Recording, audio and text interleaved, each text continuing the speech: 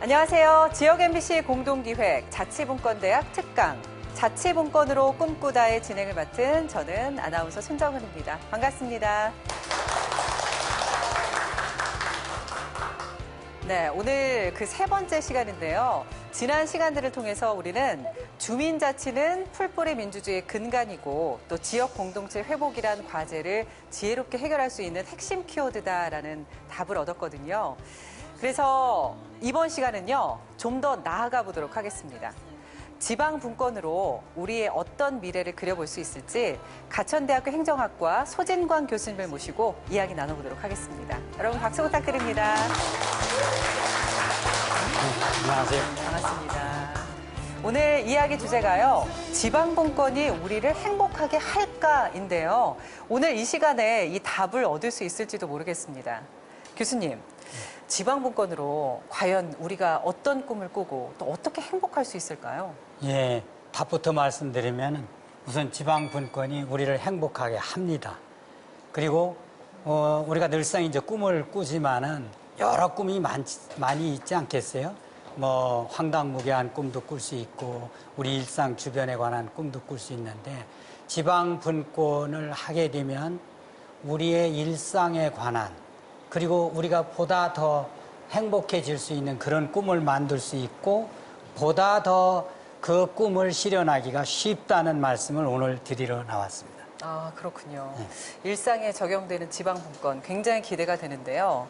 그러면 지방 분권으로 꿈을 꾸려면 지방 분권의 핵심부터 먼저 알아봐야 되겠죠? 오늘 교수님을 통해서 심도 있는 이야기를 들어보도록 하겠습니다. 잘 부탁드립니다. 네. 말씀드렸듯이 지방 분권은 우리를 행복하게 합니다. 그럼 어떻게 행복하게 할까요? 우리가 행복을 이야기할 때 늘상 자기 욕망과 관련해서 생각하기 마련이죠. 모두가 다 욕망은 꿈이라는 표현으로 지금 현실과 동떨어진 약간 차이가 있는 그런 상태를 바라는 거겠죠. 그걸 바란다는 이야기는 그게 실현이 되면은 지금보다는 더 행복할 것이다 라는 기대감 때문에 하지 않겠습니까? 그래서 결국은 모든 사람이 현재에 100% 만족하는 사람은 없을 거예요. 따라서 모든 사람은 다 꿈을 꾸기 마련이고 또 그 꿈을 통해서 자기가 좀 더 발전하거나 행복해지기를 기대하겠죠. 돈 많이 버는 꿈, 이를테면은 또 자녀가 건강하고 가족이 건강한 꿈, 다 이런 것 등이 우리가 바라는 소망이고 우리 안에 잠겨져 있는 우리의 욕망이기도 할 겁니다. 자, 그렇다면은 여러분들 똑같은 사람이 서울에 살면서 자기가 바라는 바를 실현할 수 있는 그 수단하고 또 저 오지에 살면서 자기가 바라는 바를 성취할 수 있는 그런 정도하고 또 이를테면 저 우리나라가 아니라 다른 나라에 가서 살면서 자기가 바라는 바를 실현할 수 있는 정도는 다 다르겠죠. 그렇죠? 다시 말하면은 우리 주변에 어떤 사람이 살고 있고 또 우리 지역이 어떤 여건을 갖추고 있느냐에 따라서 꿈도 달라지고 또 그 꿈을 자기 것으로 만들어내는 과정도 달라지는 겁니다. 결국 개인의 꿈으로 끝나는 것이 아니라 더불어 잘 살기 위한 그런 우리 마을, 우리 지역사회, 우리 고장과 관련한 그러한 꿈이 보다 현실적으로 우리를 행복하게 해줄 수 있는 그런 꿈들이 되겠죠. 또 따라서 그런 꿈을 꾸고 실현하기 위해서는 내가 어떤 상황에 처해 있고 우리 지역이 어떤 조건을 갖추고 있느냐에 따라서 자기 것으로 만드는 정도는 다 다를 겁니다. 따라서 오늘 이야기는 더불어 잘 사는 그런 꿈에 관한 이야기입니다. 자, 그렇다면은 지방자치가 무엇인지를 알아야 되겠죠. 자, 지방자치는요, 흔히 국가를 구성하는 3요소로 국민, 영토, 주권을 들죠. 지방자치의 3요소도 마찬가지로 견주어서 이야기를 해볼 수 있을 겁니다. 우선 지방자치가 이루어지기 위해서는 주민이 있어야 돼요. 그리고 그 주민이 살아가는 생활터전, 일정한 범위의 공간이라는 그런 고장, 장소적인 특성이 있어야 되겠죠. 그리고 또 그러한 주민들이 자기가 살고 있는 생활터전을 스스로 가꾸고 또 스스로 그 안에서 꿈을 일구고 자신들의 꿈을 실현할 수 있는 그런 논리, 그게 뭐겠습니까? 자치권이죠. 따라서 지방자치라는 것은 우선 사람이 있어야 되고 또 그 사람들이 살아가는 일정한 어떤 그 지리적인 범위가 있어야 되고 그 사람들이 스스로 그러한 지리적 범위를 바람직한 상태로 가꾸면서 자기 꿈을 일굴 수 있는 그런 자율성, 그런 자율성은 어디로부터 주어지겠습니까? 스스로 할 수 있는 권한이겠죠. 이게 자치권입니다. 이것이 지방자치죠. 다시 말하면은 지방자치란 어려운 얘기가 아닙니다. 우리 일상의 이야기고 우리 생활과 밀접한 관련이 있는 이야기입니다. 사람이 더불어 함께 살다 보면 혼자로서는 도저히 다 충족을 할 수 없는 그런 물건도 있고 그런 서비스도 있는 겁니다. 그렇다면은 혼자 필요한데 혼자로서 충족할 수 없는 그런 부분은 어떻게 여러분들이 그 마련하고 보충받고 보완할 수 있겠어요? 한번 말씀해 보실 수 있겠어요? 그건 바로 다른 사람과 더불어서 해야 된다는 거죠. 그러는 과정에 우리 마을이 생기고 우리 지역사회가 만들어지고 어떤 서울시가 만들어지고 강남구가 만들어지고 종로구가 만들어지고 그러는 거 아니겠습니까? 이와 같이 지방자치란 개인이 살아가면서 필요한 모든 재화와 서비스를 혼자 다 충족시킬 수 없으니까 남과 더불어 살면서 자기가 필요한 것을 누군가로부터 보충받는 그런 일상에 관한 이야기입니다. 자, 그렇다면은 지방자치란 여러분들이 속해 있는 주민으로서의 주도권과 주인의식이 강하겠죠. 여러분들 대통령을 만나서 인사를 나눌 수 있는 기회가 더 소중할까요? 아니면 여러분 이웃과 만나서 일상 살아가면서 느끼는 문제를 허심탄회하게 이야기하면서 자신이 부족했던 것을 채울 때가 더 보람이 있을까요? 흔히 대통령과 만나서 인사 나누면 대단한 기회로 생각하고 고귀하게 생각하죠. 고귀하고 대단한 기회는 맞습니다. 여러분이 절실히 필요한 것은 이웃과 함께 만나서 논의하면서 보완하고 해결하는 것이 더 큰 만족감으로 아마 와닿을 겁니다. 따라서 지방분권은 여러분이 속해 있는 주민으로서의 주도권과 주인의식을 찾아가는 방법이고 또 그러한 것을 찾기 위해서 여러분이 속해 있는 가장 작은 단위의 지방자치단체가 자율적으로 지역 문제를 찾아내고 그런 지역 문제를 해결하거나 완화하거나 극복하는 방법들을 여러분과 함께 논의하고 또 여러분들이 필요한 것이 무엇인지를 그러한 방향으로 맞춰서 지방자치단체를 운영하는 것이지요. 따라서 여러분들의 자율성, 여러분들의 주인의식, 여러분들의 주도권을 찾는 일이 지방분권인 것입니다. 따라서 왜 그럼 지방분권을 해야 되느냐 하는 질문이 있을 수가 있겠죠.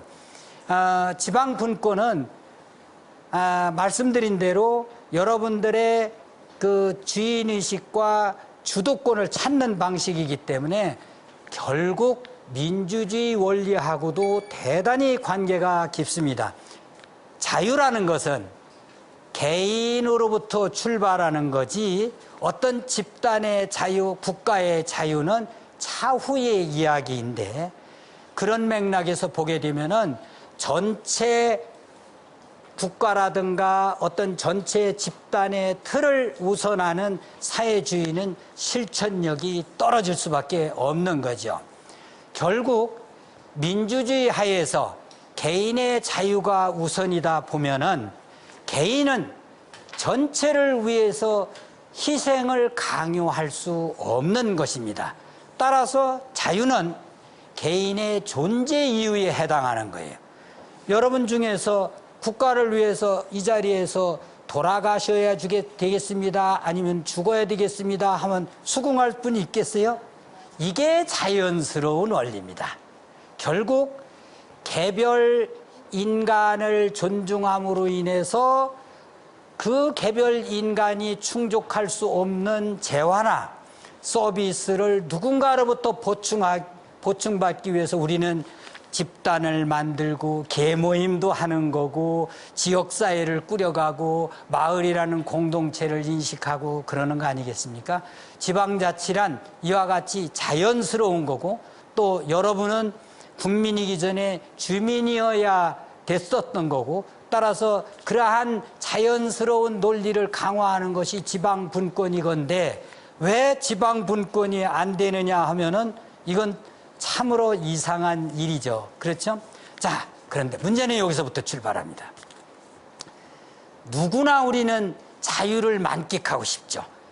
내 자유를 남보다 더 누리고 싶고, 또 내가 하고 싶은 것은 다 하고 싶지 않아요? 그런데 그렇게 자유를 만끽하고 싶어하는 과정에서 개인의 자유는 다른 사람의 자유와 상호 충돌하겠죠. 그렇죠?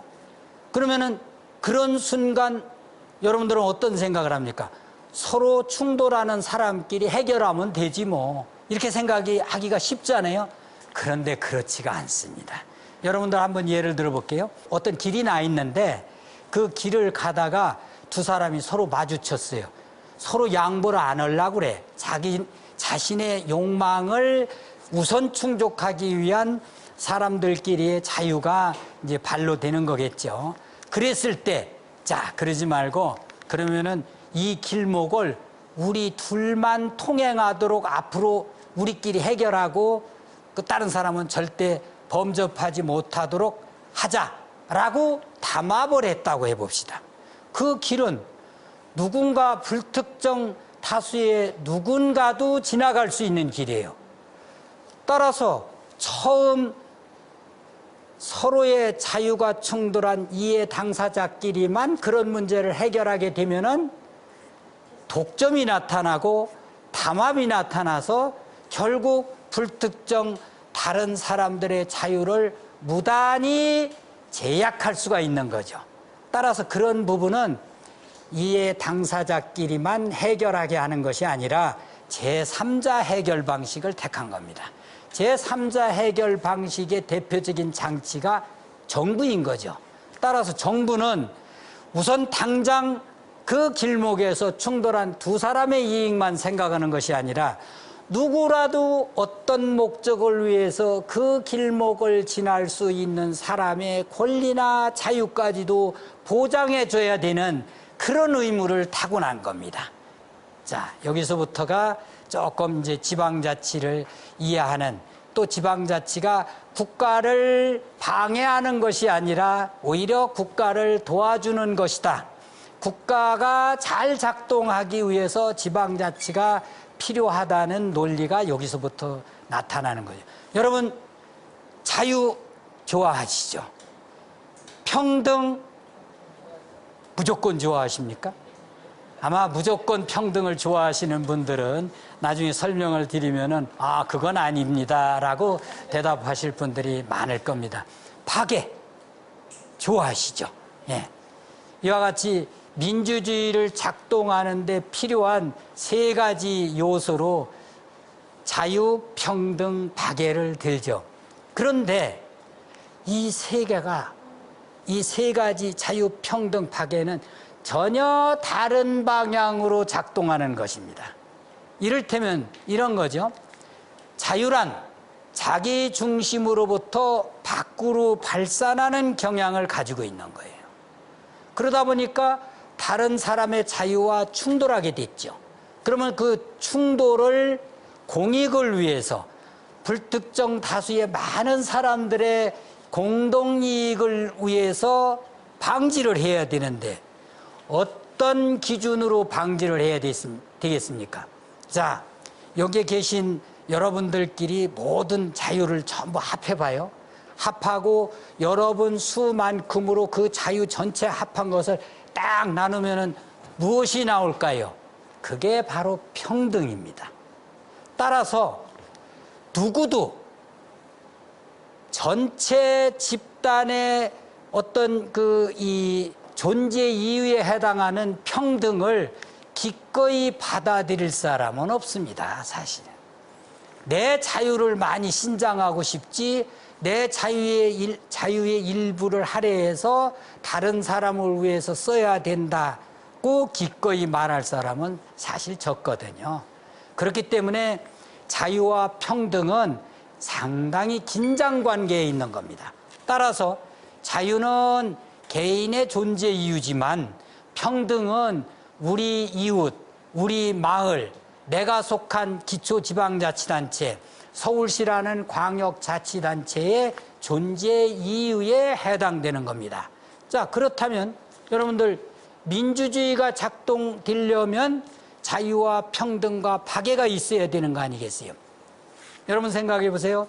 자기가 자기의 자유나 역량을 발휘해서 굉장히 부자가 됐다고 칩시다. 그런데 그 부자 되는 과정은 혼자 살면서 부자가 될 수 있습니까? 아니죠. 누군가 내 물건을 사주는 사람이 있었고, 누군가 내 강의를 듣고 나한테 강사료를 지불하는 사람이 있었기 때문에 자신의 그 자본과 자신의 지식과 기술을 이용해서 부자가 됐겠죠. 그렇죠? 그런데 그러한 부자가 됐다는 사실이 전체 평등에 대하여 해악이 될까요? 아니면 도움이 될까요? 해악이 될 수도 있고 도움이 될 수도 있는데, 해악이 될 수 있는 경우에 그 사람한테 당신 이렇게 돈을 이런 방식으로 벌면 안 됩니다 라고 할 수 있는 근거가 뭐겠어요? 더불어 사는 우리 집단인데 당신이 그러면은 누군가는 자신의 자유 일부를 유린당하게 될 것입니다 라고 이야기할 경우에 수긍을 하겠죠. 그럴 경우에 우리가 속한 이웃, 우리 마을, 우리 집단이 건재하면서 살아갈 수 있다는 얘기죠. 결국 민주주의가 잘 작동하려면 집단을 통해서 내가 보충받는 재화나 서비스 이런 거로 인해서 결국 자기가 행복해지는데, 그만큼 그러한 자기가 혼자 충족할 수 없는 재화나 서비스를 만들기 위해서 집단을 만들고 집단을 유지 관리하기 위해서 무엇이 들어가겠어요? 비용이 들어가겠죠. 그러면 모든 구성원은 그러한 비용을 기꺼이 감당하려 할 때 민주주의가 작동하는 거예요. 결국 자기 권리만 요구하게 되면 민주주의는 붕괴되겠죠. 작동을 하지 않겠죠. 따라서 민주주의가 제대로 작동하려면 자기가 누리는 혜택만큼 책임을 져야 된다는 거죠. 그런데 그러한 민주주의로부터, 결국은 민주주의가 작동하는 것은 개인과 집단과 또 지역사회, 지방자치단체, 국가를 만들어서 혼자로서 충족할 수 없는 재화 서비스를 얻는 것이 결국은 민주주의 원리인데, 그러한 원리로부터 자기가 혜택만 있고 그에 상응한 책임을 지지 않는다면, 즉 비용을 부담하려 하지 않는다면은 우리는 더 이상 행복해질 수 없는 그런 상황에 처하게 될 것입니다. 따라서 그러한 주인의식, 주도권 이런 것을 가장 잘 가꾸고 유지할 수 있는 방법이 지방자치고 그걸 강화시키는 것이 지방분권이란 얘기죠. 결국 그런 지방자치와 지방분권이 잘 된다 하더라도 우리 주변에서 잘 작동이 된다 하더라도 내가 행복하지 않으면은 그러한 지방자치나 지방분권을 계속 옹호할 사람은 없겠죠. 결국 지방자치가 지방분권이 어떻게 해서 우리를 행복하게 하는가에 대한 질문이 나타나겠죠. 누구를 위한 지방자치고 누구를 위한 지방분권이었나 하는 질문이 있을 수가 있습니다. 결국은 지방자치나 지방분권은 자기 혼자 잘 사는 문제를 다루는 것이 아니라 이웃과 더불어서 잘 사는 문제를 다루는 것이라고 그랬죠. 이럴 때 가장 중요한 원리가 있습니다. 같은 것은 같게 다루어야 되고 다른 것은 다르게 관리해야 된다는 겁니다. 이를테면 우리 마을과 인접 마을이 다른 문제를 가지고 있어요. 그러면 그 다른 문제를 이웃 마을과 협의하면서 같이 해결한다? 그러면은 돈도 많이 들고 시간도 많이 걸릴 겁니다. 그러나 각자 다른 문제를 각자 다르게 취급한다면 훨씬 더 빠르게 문제를 해결할 수 있고 문제를 해결하면서 보람을 찾고 행복을 느낄 수가 있겠죠. 따라서 우리 지방자치단체 안에서는 같고 다른 지방자치단체와는 다른 경우에는 지방자치단체끼리 다르게 관리하면 됩니다. 처리하면 되는 거예요. 용인시하고 수원시가 서로 다른 문제를 안고 있다면 지역 특성에 의해서 각자 지역 주민들은 다른 지역 문제를 갖고 있기 마련입니다. 그런 것들은 수원시는 수원시 특유한 지역 문제를 해결하기 위해서 수원시가 자체 해결하도록 하고 용인시는 용인시의 특유한 그런 지역 문제를 해결하기 위해서 용인시가 자체 해결하도록 하는 것이 좋은 방법이겠죠. 그를 통해서 용인시 시민과 수원시 시민들은 훨씬 더 행복감을 느끼게 될 것이고 그러한 행복감을 얻기 위해서 각자 자기 스스로 안고 있는 문제이기 때문에 주도적으로 참여할 것이고 결과에 대해서는 우리 것이라는 그런 주인의식을 갖게 되겠죠. 여러분 장기 게임 바둑을 두신 적 있죠? 그렇죠? 남과 바둑을 두면서 이기고 싶어요? 지고 싶어요? 지고 싶은 사람 한번 천장에 매달려 보세요. 다행히 아무도 없네요. 다 이기고 싶잖아요. 이게 본인의 욕망이고 그 욕망을 실현할 수 있는 수단이 개인이 타고난 자유입니다. 자유 없이는 누구도 존재했다 할 수가 없는 그런 상황이 되겠죠. 그런 경우에 바둑을 두어서 상대방을 이기고 싶은데 자기가 생각하는 방식대로 바둑을 두어서 이기는 것과 하고 그 다음에 옆에서 어느 분이 훈수를 두면서 신의 한 수를 알려줘 가지고 그 훈수를 통해서 이겼을 경우 여러분 보라면 어떻게 차이가 있을까요? 전혀 다르겠죠. 훈수를 통해서 신의 한 수를 얻어서 이겼다면은 이겨도 좀 찜찜하지 않겠어요? 지역 발전도 마찬가지예요. 우리 마을이 발전하고 우리가 속한 지방자치단체가 발전하고 우리 지역이 발전하는 누구나 다 원하는 바예요. 그를 통해서 개인의 행복감은 혼자 이만큼 행복감을 누리는 것보다 우리 마을이나 대한민국 국가가 이만큼 발전하게 되면은 이만큼 반석위에서 자기의 행복감이 더하게 되는 겁니다. 결국은 우리를 둘러싼 집단이나 사회의 발전을 통해서 그 집단이나 사회의 몫만큼 더 추가적인 개인의 행복감을 느끼게 되는 거죠. 이와 같이 더불어 잘 산다는 것은 나의 행복을 할애해서 남한테 주는 것이 아니라 나의 행복의 기반을 그만큼 더 반석을 올려놓는 것에 해당된다는 뜻이지요. 결국 지역 발전이 지방 분권을 통해서 얻을 수 있는 효과라는 것을 여러분들이 이해하셨을 겁니다. 그런데 지역 발전이 그렇게 쉬운 얘기가 아니에요. 개인의 발전도 각자 생각하는 거에 따라서 가치관에 따라서 다 다를진데 더불어 함께 집단을 이루면서 살아가는 과정에서 더불어 잘 산다는 것이 그렇게 쉬운 용어는 아니겠죠.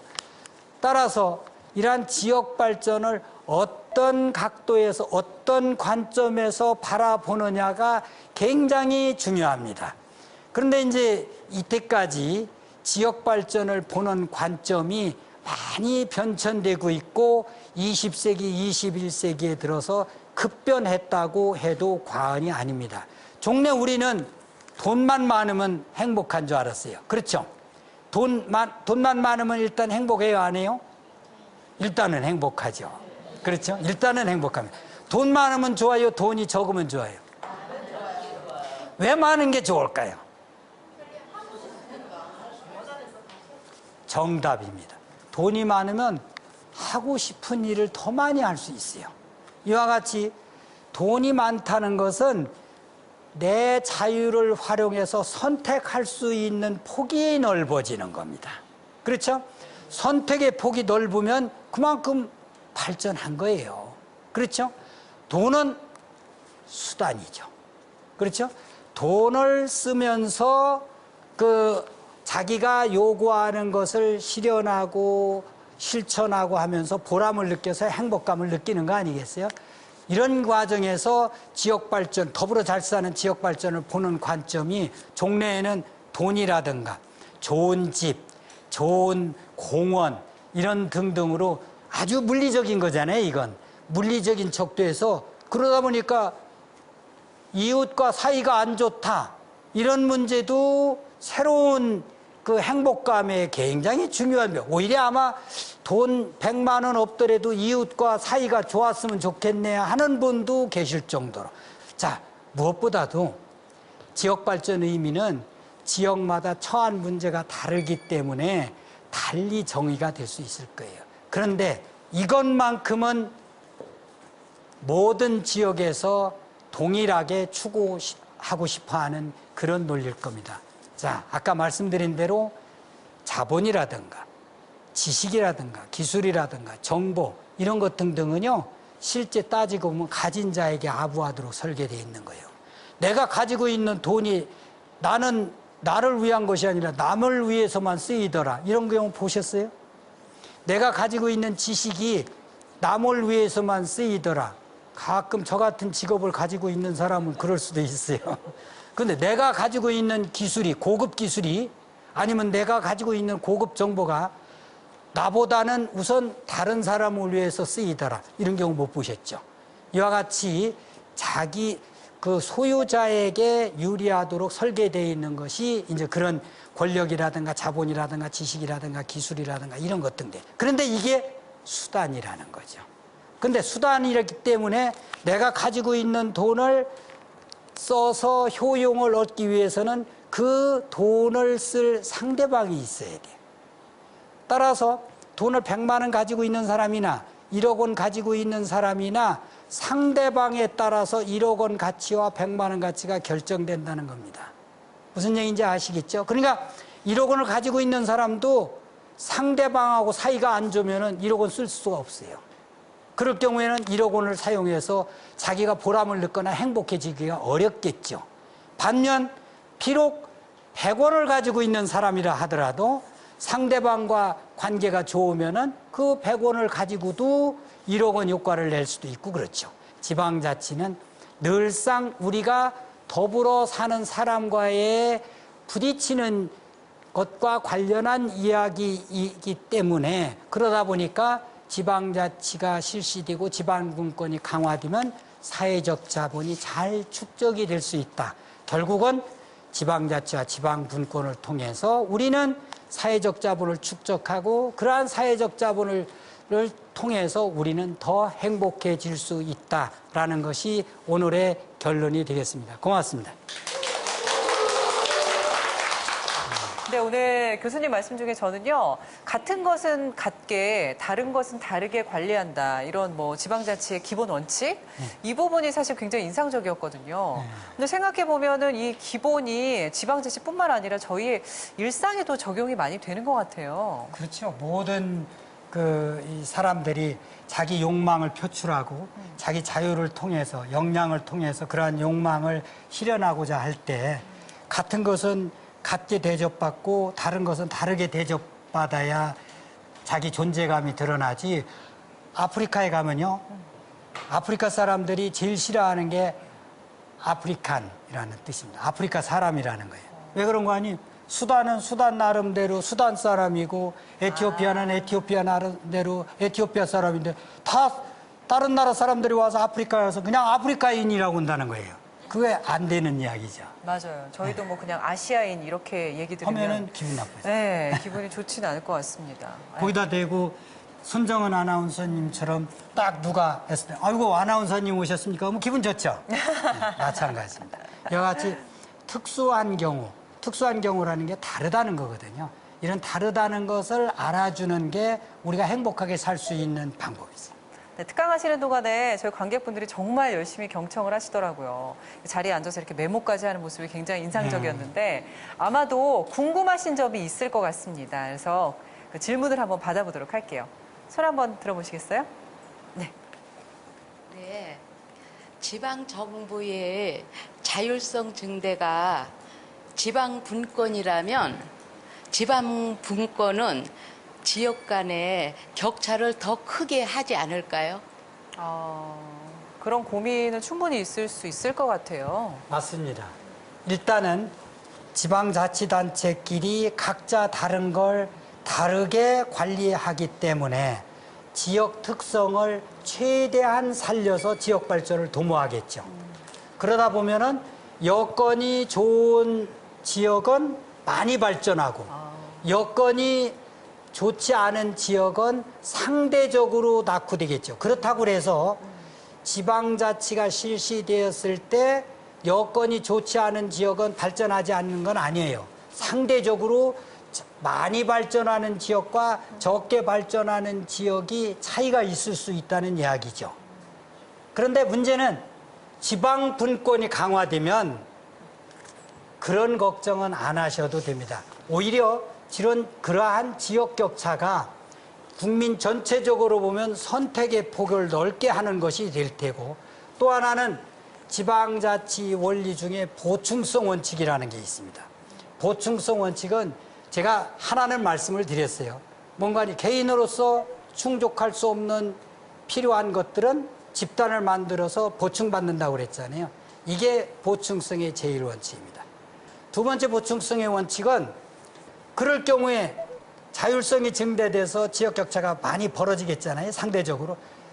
그렇게 되면은 낙후된 지역은 중앙정부나 그 상위의 정부 반드시 보충을 해서 평등 수준으로 올려줘야 됩니다. 이게 제2원칙이에요. 세 번째는 상위 정부나 상위 집단이나 사회 국가가 낙후된 지역을 보충해 줄 때 부족한 부분만 보충해 준다는 거죠. 이 세 가지 보충성 원칙 때문에 결과적으로 지방자치단체 자율성이 증대되는 지방 분권이 강화된다 하더라도 우선은 지역 격차가 상대적으로 많이 벌어지겠지만은 결국 상위 지방자치단체나 중앙정부가 있기 때문에 이러한 그 상위 지방자치단체나 중앙정부의 적극적 보충성 원칙을 통해서 낙후된 지역도 평등 이상으로 발전하는 그런 맥락을 갖추게 되는 거죠. 네. 지역 격차를 줄일 수 있는 그 중앙 정부의 여러 가지 장치들이 좀 있었네요. 예. 왠지 좀 안심이 됩니다. 네, 되게 좋은 질문이셨던 것 같고요. 네, 다음 질문 또 받아볼까요? 또 있으신가요? 앞서 질문하고 같습니다. 좀 비슷하다고 보여지는데요. 지방 분권을 통해서 그런 보충성 원리에서 이루어졌다 하더라도 지역에 있어서는 여전히 과소 지역과 과밀 지역이 일어나고 있는 건 사실인 것 같습니다. 그래서 그와 관련해서 아마 그 지방자치단체의 통합에 대한 논의가 대두되고 있는 것 같은데요. 인구가 그 큰 지방자치단체가 경쟁력이 있다. 따라서 지방자치단체를 통합해서 거대한 지방정부를 만들면 더 좋은 거 아니냐라는 이야기들이 있는 것 같아요. 그래서 그럴 경우에 그러한 거대 지방정부가 가져올 수 있는 문제점 혹시 없는지 한번 말씀을 듣고 싶습니다. 아주 좋은 질문을 해주셨는데 제가 역부로 강의 시간에 그 질문을 염두에 두고 그 부분을 빼먹은 것 같습니다. 두 가지 관점으로 대답을 할 수 있을 텐데요. 하나는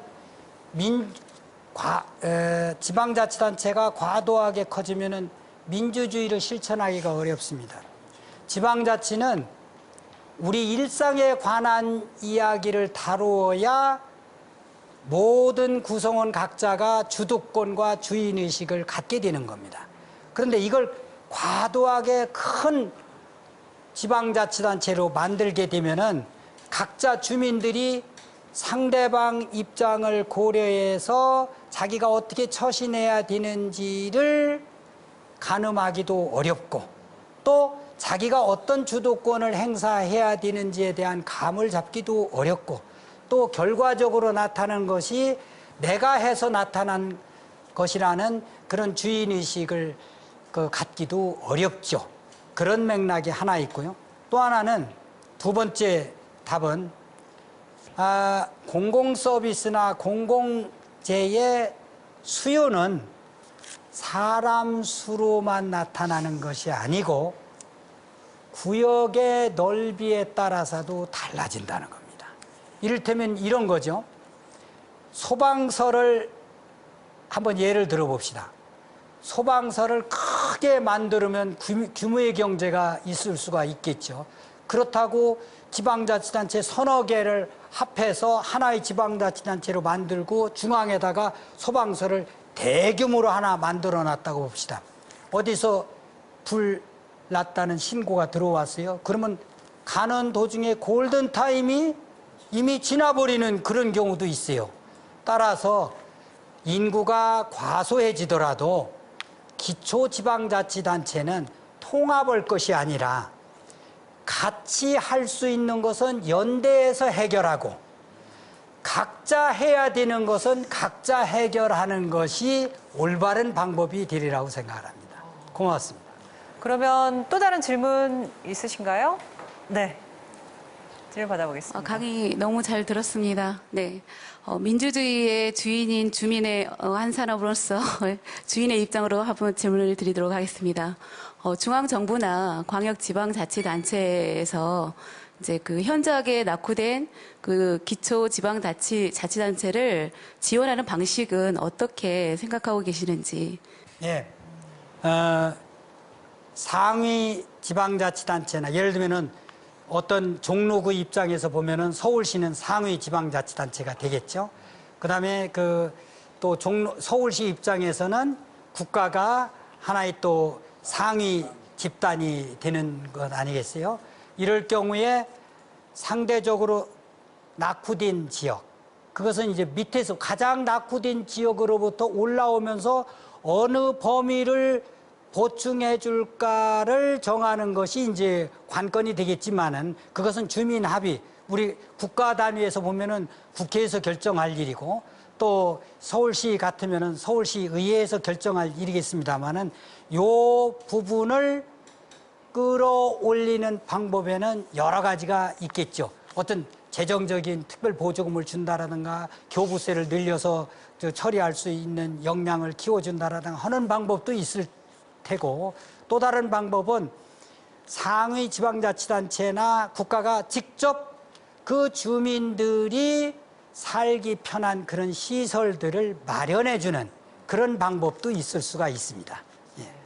여러 가지 방식으로 지원을 할 수가 있군요. 네. 혹시 또 다른 질문 있으신가요? 네.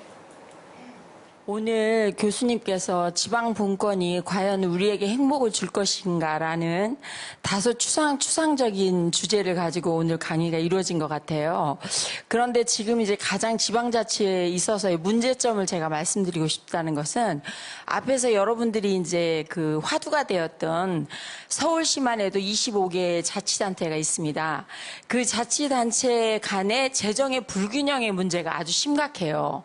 그리고 또 하나의 문제는 뭐냐면 각 지자체의 장들이 선출직이다 보니까 공무원 수를 쓸데없이 계속 증원하고 있습니다. 그러면 공무원 수의 증원은 어떻게 이어지냐면요. 결국은 그 부담은 주민들한테 돌아갑니다. 어떤 식으로든 예산을 만들기 위해서는 세금이 계속 징수가 제고되고 있고요. 그것으로 인해서 재정자립도가 취약한 지역의 주민들은 더욱더 불행해지는 거죠. 행복해지는 것이 아니라.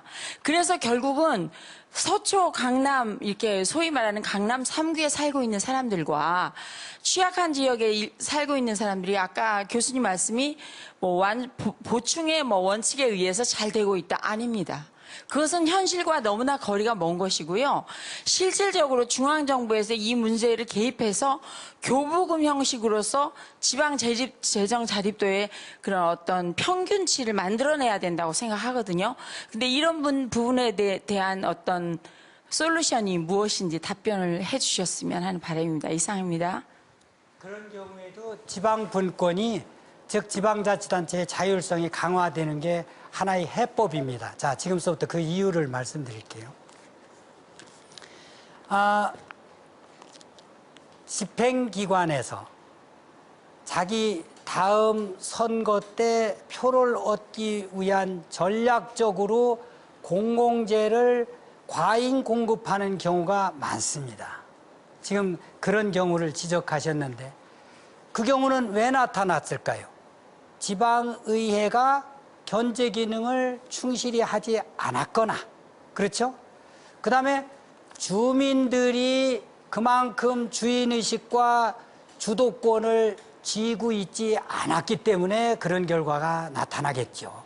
다시 말하면 주민들이 필요 없는 공공재를 거부할 수 있는 그런 목소리를 높였다면은 구청장이 다음 선거를 위해서 아무거나 많이 공공재를 생산해서 전달하려고 하겠습니까?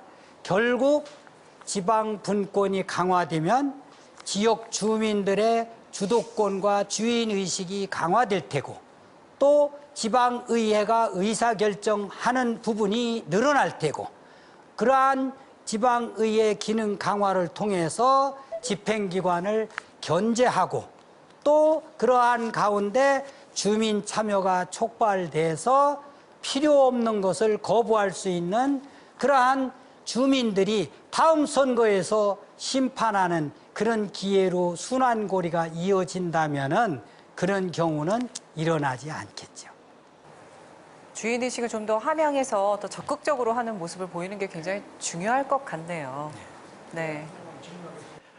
자치분권 요 실현을 위해서는 예산이 뒷받침돼야 된다고 저는 보고 있거든요. 그렇다면 각 예를 들어서 이제 성북구, 이제 종암동, 저는 종암동에 사는데요. 저는 이제 주민자치위원이기도 합니다. 그러면 우리가 동네에 발생되는 재반 문제점을 우리가 이제 그걸 발굴하기 위해서는 예산이 뒷받침돼야 되는데 이 중앙정부에서 내려오는 예산이라든지 서울시에서 내려오는 예산이 터무니없이 모자릅니다. 그렇다면 이 예산을 획기적으로 좀 확대할 수 있는 방안은 없는지 그거에 대해서 한번 질문하겠습니다. 예, 좋은 질문이신데요. 예산을 무조건 늘리려고 하시지 말고 불필요한 것에 쓰는 예산이 있는지를 알아보는 것도 중요한 주인의식이고 주민들의 주도권이고 결국 예산이 늘어난다는 얘기는 내가 아니면 다음 세대가 부담이 커진다는 것과 똑같습니다. 우리가 지금 국가를 운영하고 지방자치단체를 운영하는 돈이 결국은 누구 호주머니에서 나와요? 우리 호주머니에서 나오는 이야기입니다. 결국은 돈을 늘리는 것도 중요하지만 돈을 제대로 쓰게 하는 방법, 이게 지방자치고 이게 지방분권이죠. 중앙집권 체제로 국가가 운영된다고 하면은 개인이 국가의 예산 작용이라든가 쓰임새를 결정하는 방식에 관여하기가 참으로 어렵습니다. 그러나 지방자치는 우리 일상에 관한 이야기이기 때문에 여러분들은 아마도 우리 집 앞에 있는 길이 1년에 100명 지나가더라도 포장됐으면 좋겠고, 저 외따로 살고 있는 내 집에 전기가 들어왔으면 좋겠고, 수돗물도 콸콸 잘 들어오면 좋겠죠. 그렇죠? 그러나 아무리 지방자치단체가 잘 설계되어 있고 중앙정부가 잘 설계되어 있어 작동하더라도 지방자치단체끼리 아니면 지역격차가 아니면 개인끼리 격차가 벌어지기 마련이고, 그러한 격차는 뭐 자치적으로 하라고 했으니까 나 몰라라 할 수 없는 것이 국가의 존재 이유입니다. 그럴 경우에는 그 재정의 차액을 그런 경우에 쓴다는 것이죠. 감사합니다. 이제 질문은 이 정도로 받아야 될 것 같습니다. 진짜 뜨겁게 질문을 많이 해주시네요. 놀랐습니다. 저는 뜨겁게 대답했다는 줄 알았어요. 근데 정말 더 뜨겁게 대답을 하셨습니다. 네, 오늘 좋은 특강을 해주시고 또 여러분의 질문에 정말 좋은 대답을 해주신 가천대학교 행정학과 소진광 교수님께 다시 한번 박수 부탁드립니다. 고맙습니다. 고맙습니다, 교수님. 네, 상생 없인 자치분권도 실현될 수가 없죠. 지방자치가 주민들의 주도권과 또 주인의식을 높이는 아주 효율적인 장치라는 거에 오늘 굉장히 공감을 많이 했습니다. 오늘 이 시간이요, 여러분의 삶을 바꾸고 또 지방자치의 디딤돌이 되는 시간이 되어서 여러분의 삶이 좀 더 풍요로워질 수 있었으면, 그리고 오늘 이 시간이 여러분에게 굉장히 뜻깊은 시간이 되었으면 하는 바람을 가져봅니다. 자, 오늘 지방분권이 우리를 행복하게 할까는 여기서 마무리하겠습니다. 함께해 주신 여러분 고맙습니다.